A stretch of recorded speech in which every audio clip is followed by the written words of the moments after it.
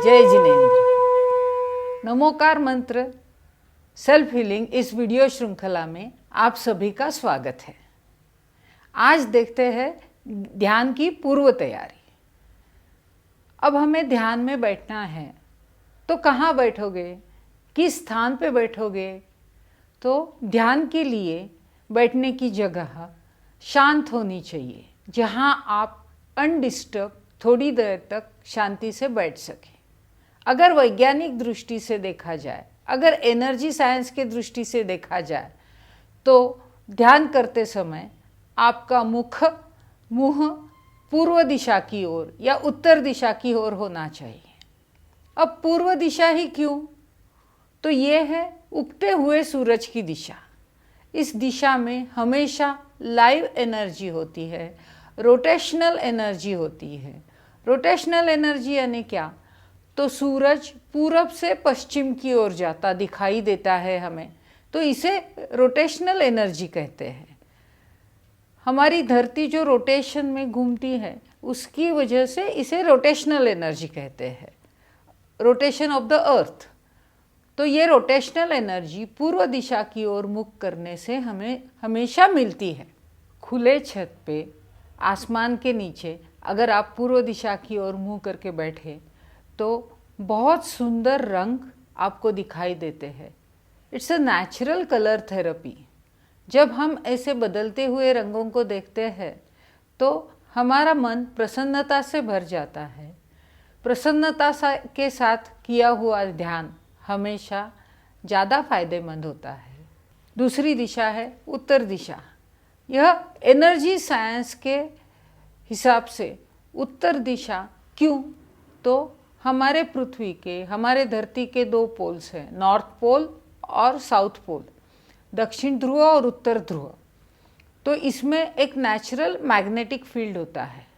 तो एनर्जी हमेशा उत्तर से दक्षिण की ओर जाती है।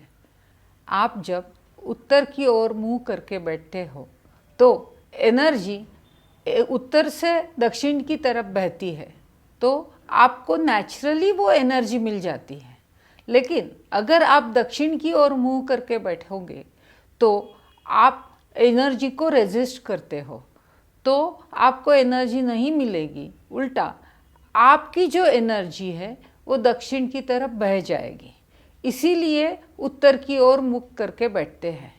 हमारे पूर्वज बहुत होशियार थे। उन्होंने शुभ अशुभ के मायने में हमको सही दिशा में गाइड किया है। इसीलिए दक्षिण को अशुभ माना जाता है, क्योंकि वहाँ आपका एनर्जी लॉस होता है। तो आप या तो पूरब की तरफ मुख करके बैठिए या उत्तर की तरफ मुख करके बैठिए। अगर आपको दोनों दिशाओं की ऊर्जा का फायदा चाहिए तो आप नॉर्थ ईस्ट यानी ईशान्य की तरफ मुँह करके बैठिए। ऐसा कहा जाता है कि ईशान्य की तरफ मुँह करने से आपको 108 गुना ज़्यादा लाभ होता है। तो आपने अगर ध्यान की एक पर्टिकुलर दिशा निश्चित की तो रोज़ आप वहीं पे ध्यान करोगे। तो आपके घर में जो व्यवस्था है, अगर आपके जगह में शांति से बैठने के लिए ये दोनों भी दिशाओं में जगह नहीं है, तो आप क्या करोगे? तो बहुत सिंपल सा सॉल्यूशन है। आप जहाँ शांति से बैठ सकते हो उसके सामने लिखित रूप में नमोकार मंत्र रखिए। एक फ्रेम नमोकार मंत्र की सामने रखिए, तो उससे क्या होता है, दिशा का विकल्प मिट जाता है। आप कहाँ किस ओर मुख करके बैठ गए? आप नमोकार मंत्र की ओर मुख करके बैठ गए तो अपने आप सभी दिशाएं पवित्र हो जाती है। दिशा का विकल्प ही छूट जाता है। तो पहले स्थान निश्चित करिए। अब उस स्थान में बैठने के लिए आपको पहले अनुमोदना लेनी है।